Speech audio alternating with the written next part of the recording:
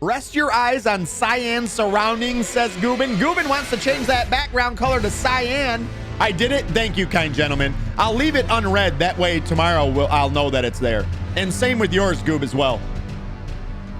There's so much, we have so little time is the problem, guys. That's where I hate that I can't get to everything that you guys have to say and everything. It always bothers me, but I do apologize regardless. Goobs, changing that background color. Just spent 1,000 of his rockets. He wants to change that there, all of that to cyan. We're going to make it happen for him right now. Echo, change studio lights to cyan. That feels good. I'm not going to lie, Goobs. That feels good. Thank you for this. I appreciate you. Yeah. All right. Game time. Let's jump in, pick up right where we left off. We should be standing right next to Irina's Faja. Oh, wait, no, we actually came. Okay, so Irina's Faja's back over here. So we came down the pathway and made it to the outside. It's technically outside the gate of Castle Morn to the site of grace here. And I figured this would be a good spot for us actually to watch something together because I feel like I can't do a good job on the fly of actually giving you guys lore. And I thought it might be nice of rather than me trying to half-ass explain something to you guys, that maybe instead we just watch a simple little lore video and maybe try to figure out, we don't have to watch the whole thing, but I figured this might actually be cool to do. So I'm actually going to pull up a lore video that I have already prepared. I watched a little bit of this last night and I said, you know what? I like her. Her name is going to be Kite Tails over on YouTube. I'm going to leave a link to the video right now in the chat. If you guys would be so kind as to go over there and give this video a like, because we're going to be using it in the stream here. It would be nice if we could show her some love. Like her video and maybe comment on it so that it helps out in her algorithm. Me, I don't care about algorithms, but she might. So I'm going to full screen this. This is about the Misbegotten. So we've been running into Misbegotten the whole way up here. And this is really the main place where you see Misbegotten, like for the first time. And you'll see them throughout the entire playthrough. But the Misbegotten, they're very... I like the lore around them. There's something about them, and it's something that's not really covered a whole lot by a lot of lore videos and stuff like that. So I figured let's check this out and watch this together. Yeah, let's do this. So this is all about the Misbegotten. The Misbegotten are a mess. They have a mixture of scales, fur, feathers, claws, nice straight teeth. It's what would happen if a chicken, a lizard, a human, a wolf, and a handful of barnacles had a baby together. It just doesn't look right.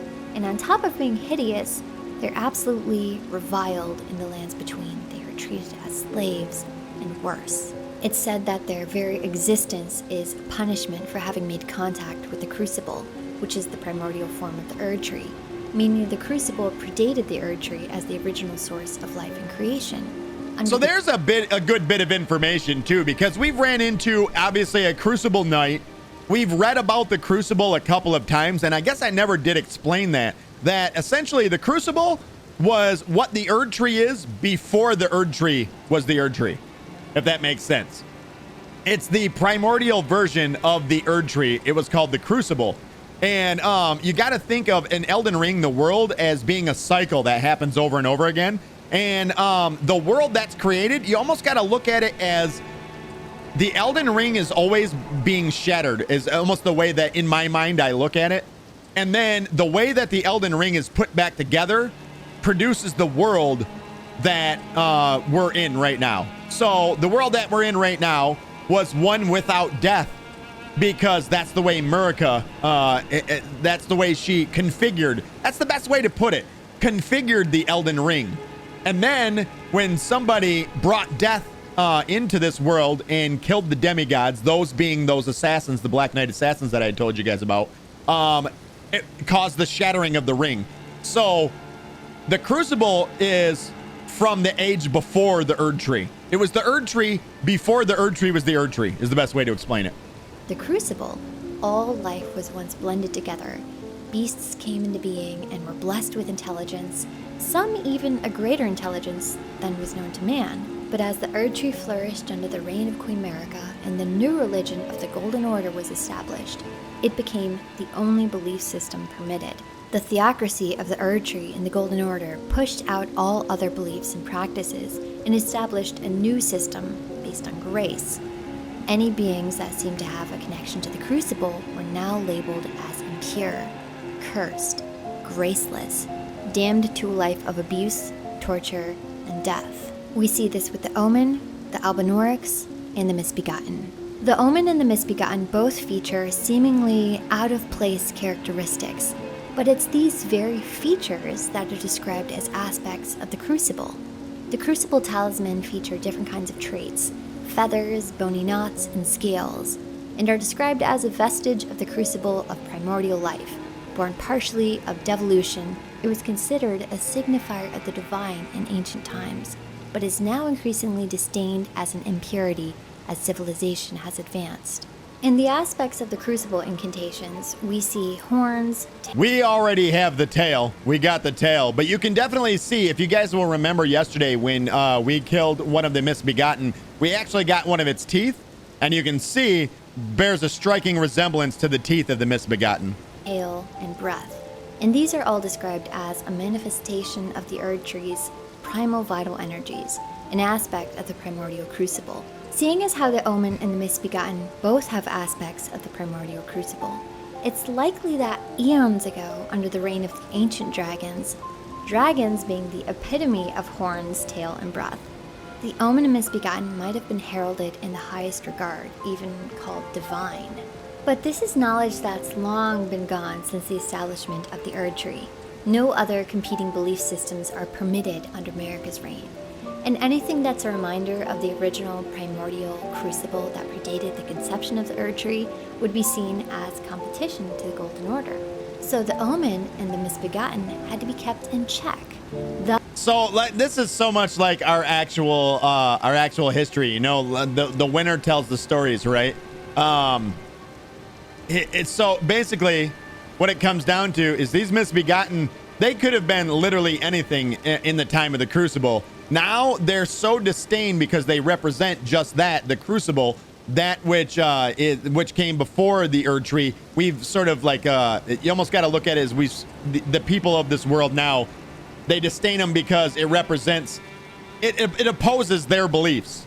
So they oppress the Omen, which is what you're looking at right now. We'll encounter Omen a little bit later on in the game. But also the Misbegotten. In fact, the Misbegotten are considered, they're literally kept as slaves everywhere. Slaves. Thus the lie about them being cursed. Omen babies would have their horns cut off, many of them perishing during this horrible mutilation, and the Misbegotten were doomed to a life of enslavement and mistreatment from their birth to their death. They were hated for essentially being the closest expression of the Crucible, but that's a secret that would have only been known to Marika, who waged those initial wars against her proclaimed enemies of the Erdtree. This is backed up by the language of the winged Misbegotten ashes. The Misbegotten are held to be a punishment for making contact with the Crucible. Held to be, purported, assumed, believed. It's the explanation everyone's been given because the Erdtree is good and flawless and bountiful, and you're either touched by grace or you're not. Or you ain't. What better way to oppress the naturally divine than to make them and everyone else believe that their very existence is a curse? The first time I saw the Misbegotten was at Castle Morn. There you go. There's a scene right there from yesterday. So this actually explains quite a lot about Castle Morn itself. Erdtree sounds more like a turd tree now. I know it, right? Now it almost seems like, what? Like it's this giant glowing beautiful thing in the not everything is always as it seems, you know. But this is our scene. Essentially, when we walked into Castle Morn, and it was something that I kind of skipped by, and I don't feel like I stopped and gave this scene enough attention, honestly. Like, this is, when we walked in, we're essentially witnessing the overthrowing of the Misbegotten's slavers, and essentially is what it is. These were slaves. They were kept as slaves, and now they've had enough, and they're fighting back. And this is like their moment of triumph. and I was instantly intrigued by the scene. A What up, castle Jess? overthrown by the abused and mistreated servants who have conquered their former masters in the most grisly of ways. We learned that they led a rebellion and slaughtered all of the castle's inhabitants. The text on their weapons says that their actions are steeped in resentment. We got one of Their these attacks yesterday. are wild and relentless. It paints a picture of an abused being that has just finally snapped. Someone that's lashing out with all of this insane hatred built up over the years. You can find several misbegotten that are cowering and trembling as they shield themselves, just to illustrate to us how much they've been abused and mistreated throughout their life. The misbegotten that we come across at this point in time have had enough. They are no longer fearful and they're fighting back. In fact, the Scaly and Leonine variants are the ones doing the scaring now. And the appearance traits for the Leonine are especially interesting. And we're gonna stop there. I'm gonna stop right there because this all moves into territory that we haven't actually covered here, and so I don't want to. I don't want to go into spoiler territory for those of you guys that haven't seen the rest of the game. So, yeah. But very good video. That link is in the chat. So if you guys wouldn't mind, go ahead, follow that link over. Give a like to that wonderful lady. And yeah, maybe comment or something if you guys would like as well. Or subscribe if you really like her videos. If you guys like the lore for this game, there's a whole lot of lore there on her channel as well. Sefer, what is up? How are you today? It's good to see you, buddy. You want carmine as a color? I don't know if that's a thing. We can try it. I don't think it's a thing. Echo. Change studio lights to carmine. I don't know how to set. That's a nope. Sefer, would you like to pick a different color, perhaps, other than carmine? Maybe one that exists. Crimson? I got you, boo. Echo, change studio lights to crimson. Okay. Oh, good lord. Oh, good. That's almost pink. I feel like crimson's more the... I don't know. I feel like crimson's somewhere in between the shelf lights and the floor lights. Echo. Change shelf lights to 50%. Okay. Echo, change shelf lights to 70%. Echo. Change shelf lights to 70%. Okay. That's right. That'll work.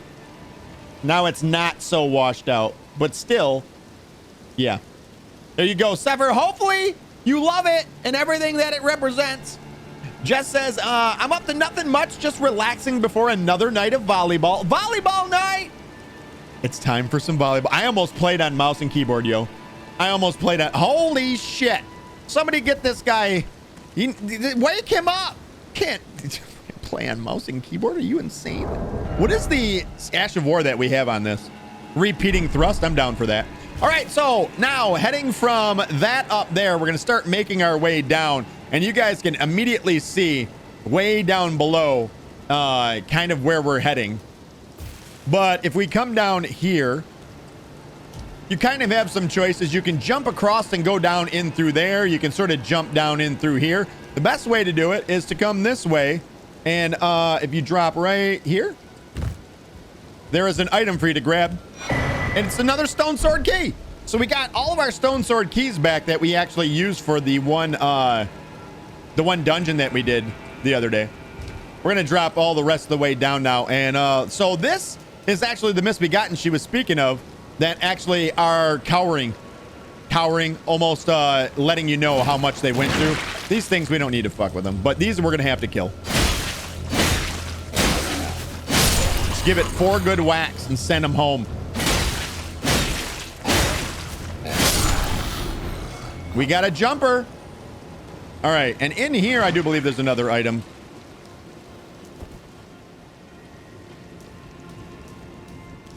Let me just plunge that in your butthole. This one's gonna have a drop. Another old fang. And then the item in here is pickled turtleneck. It tried to get me. We should be able to just... Can we counter this? Holy shit, we can. Do it again. Hit me again. Guard counter for the win. It's not doing any damage. That's not doing any damage at all.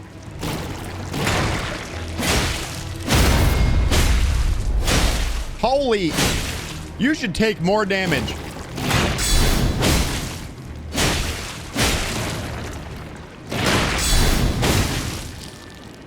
Running out of stamina over here. Ridiculous. We did it. It's gonna die. I swear it. Got him. That's why I never fight those things, in case you guys are ever wondering, because they take so long to kill. It's boss blob. Dude, it's so tanky. They're ridiculous. Jess says, with everything going on, volleyball is my stress relief. Oh, I imagine it is. Please help me. I'm of noble blood. If those hideous mongrels eat me, I'll be forever marred. Anything but that, please. Think of the disgrace. So they're kind of showing the disdain, and also what kind of probably transpired. If this guy's been thrown in this cage, you can imagine that the misbegotten were probably kept in these cages as well. And sort of a little taste of your own medicine deal. I'm getting my horse back. I'm getting my house back to how it used to be. It's also nice. Oh, absolutely. Whenever your home is in a condition where, how do I put it? Like when everything's nice and tidy, my mind is always like in a better place. I'm not gonna lie, just in a better place. Get him out of here. We'll skip by this asshole. And we have another one of the a little bit higher tier ones. I think he's just going to turn right around and fight us too. Oh.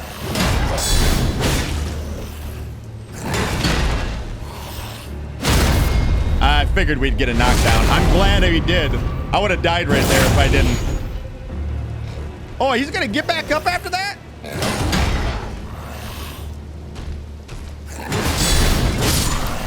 He got back up after that. Our shield is amazing, by the way. I seen Kind Gentleman said he got this shield on his first try. First guy that he killed. I hate you. Let's climb up the ladder here. We did get a smoldering butterfly there. Groot, what up? How are you? Yeah, Jess, I always feel better when all my shit's in order. Like when everything's clean and everything's back the way that I like it and everything, it's always, yeah. And there is a chest up here to open. Inside the chest, the Twin Blade Talisman. Twin Blade Talisman. It says enhances the final hit of chain attacks. A talisman depicting Twin Blade and the Confessor. Enhances the final hit ending of a chain of attacks. The Twin Blade technique is a tradition of the Confessors, who closely guard their secret, or the secret of how they preserve the monument or the momentum of their attacks. Thus is the final strike of their onslaught all the more deadly.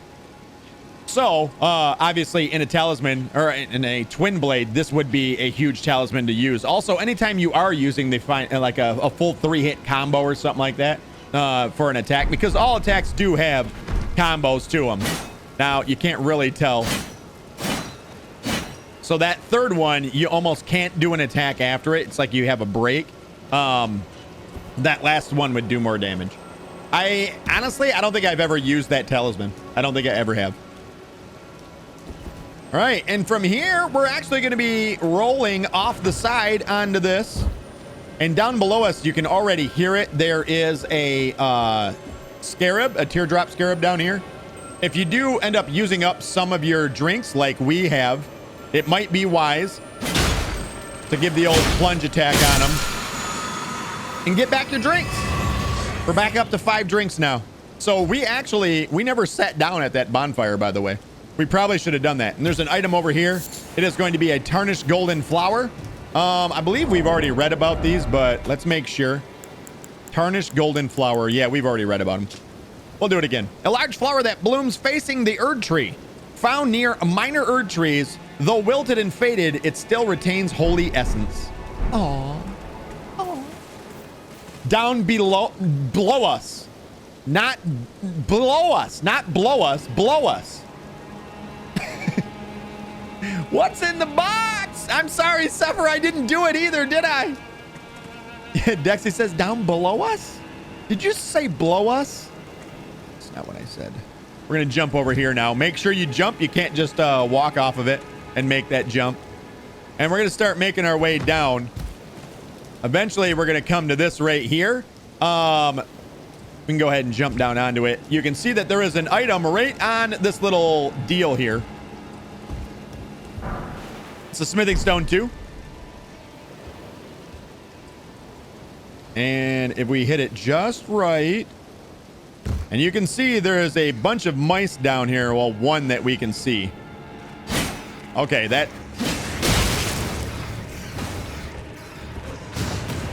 And unfortunately, the bad news is there's also some misbegotten out here as well. But thankfully, we did not alert the misbegotten. But with the shield, one unique thing about a shield is you can... Apparently you can't. You can block and poke behind the shield at the same time.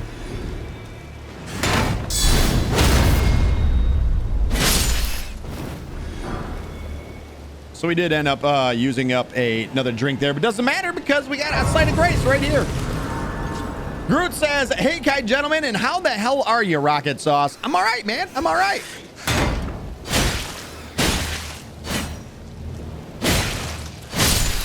We just sit behind the shield and poke. Poke, poke, poke.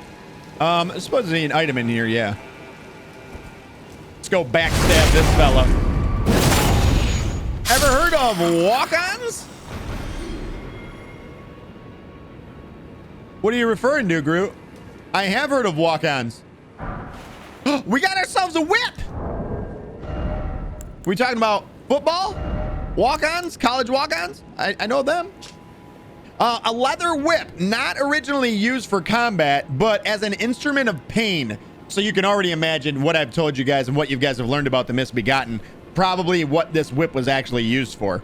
Though its supple attacks cannot be thwarted by parrying or even guarding, it is incapable of dealing critical hits. So you can't do a critical hit with it. And its skill is kick. Push an enemy back with a high kick, effective against enemies who are guarding and can break a foe's stance. Sometimes a simple tool is the most effective. We've actually read about that one before. The old whip. So you can't block with that. I do believe, I think that's all the items here. Let's look around just to make sure. And I think that is. I think we're good. We're going to have a couple of Misbegotten to deal with over here, including one of the big ones. We're going to go ahead and drink now. Because there's an item we definitely want over there. So I guess first things first. We'll see if we can't only fight him. Oh, no. Well, that sucks. Is it going to come down here? Get your ass down here. That, oh boy. He's going to do a second swing. And we can give him the old banger.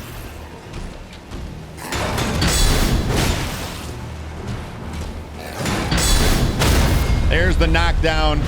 And he's dead. Hey, you made it! What the shit was that? I don't believe that should have been possible. I was blocking, but hey, video games. Hey, get down! Get down, bitch!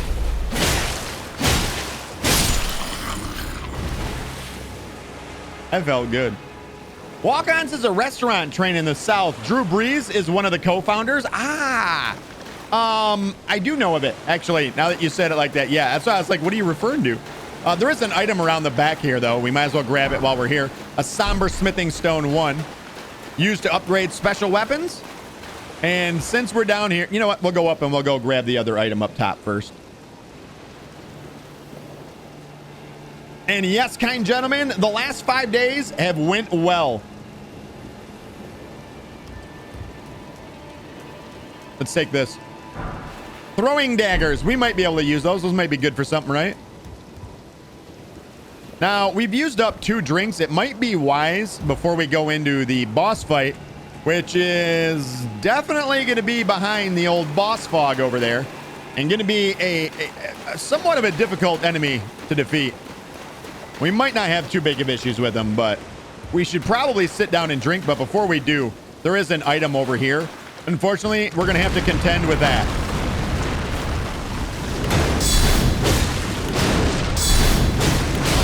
Ow.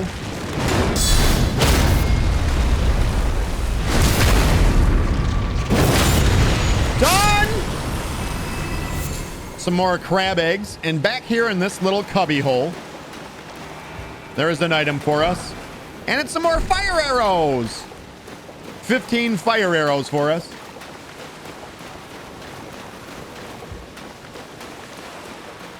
And let's go back up and we're going to sit down and then we'll just, we'll run to the boss fight. So here is essentially the end boss fight. The end boss fight for the all of Castle Morn.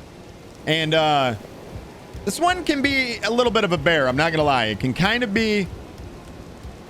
I've sometimes killed this guy super fast and other times I haven't been able to kill him for 3 or 4 tries. So we'll see what happens here. With this, the way this playthrough's been going, it'll probably be 30 times before we are actually able to kill him. A very aggressive enemy that we're going to be seeing. And a form of misbegotten. A different form of misbegotten than we've seen already. Called the Lionel line of misbegotten. Jess says, haha, Rocket beats crabs. Rocket beat the crabs. Wait a minute. Did you... Knock it off. Right now. Knock it off. Kind gentleman says, holy shit, what is my luck? I got the imp head cat. I want it.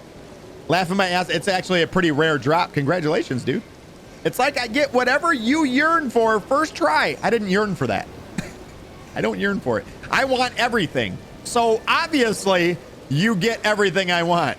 Everything you get is what I want.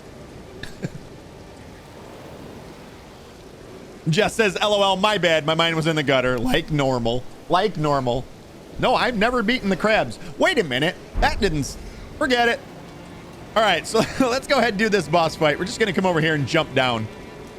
Still haven't beaten the crabs. And we'll just run right straight across. And you can actually see the boss if you get off to the side. You can actually see him back there. And this is called a Lionel Misbegotten. And all of the Lionel Misbegotten, they all carry the same weapon. A very cool weapon. But this one's going to have one that's a little bit different.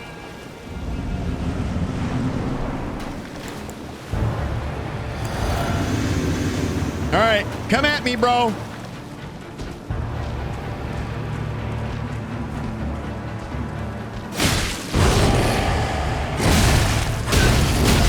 Okay, we're dead.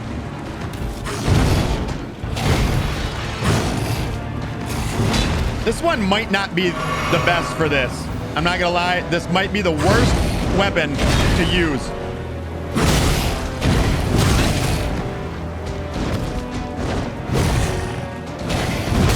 Oh my God. He's so aggressive. Why are you so aggressive? No, I jumped too early.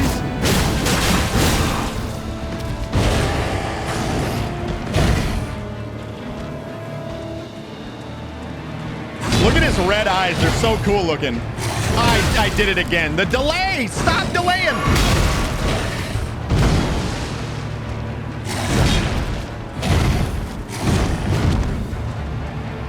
Drink. Oh my God, that's so quick.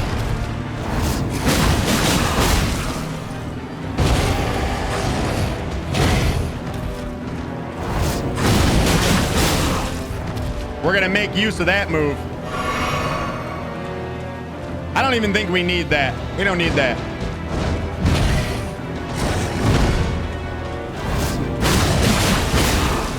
That spin, that thrusting is actually insane.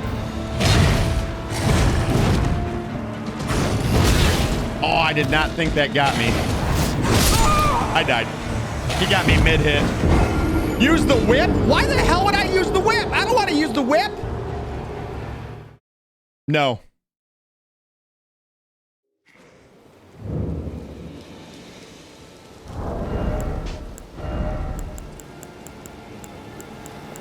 Use the whip, he says.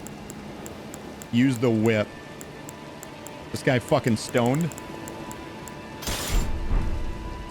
Use the giant hammer. That's what you use. Use the giant hammer.